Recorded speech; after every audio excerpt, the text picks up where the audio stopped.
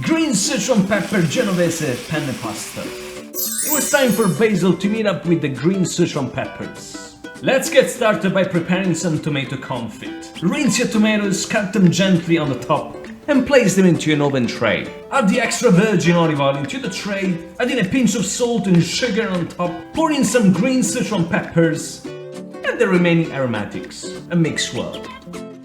And place into the oven at 130 degrees Celsius for around 60 minutes.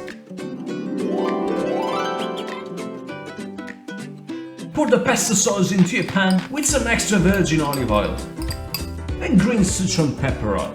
Cook at low heat. Cook your penne into water, adding a pinch of salt.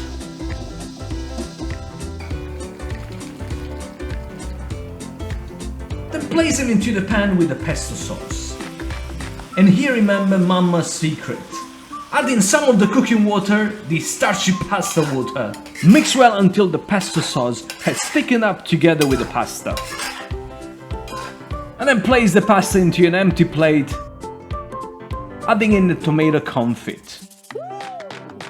Sprinkle some additional green Sichuan pepper for a more numbing sensation. You want that.